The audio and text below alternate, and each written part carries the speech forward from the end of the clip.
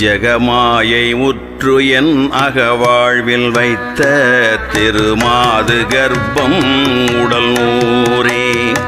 ஜெகமாயை உற்று என் அகவாழ்வில் வைத்த திருமாது கர்ப்பம் உடல் நூறே.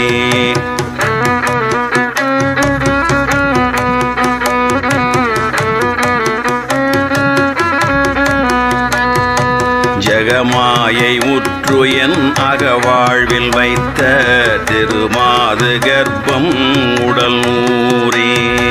தேசமாதமுற்றி வடிவாய் நிலத்தில் திறமாயளித்த பொருளாகி.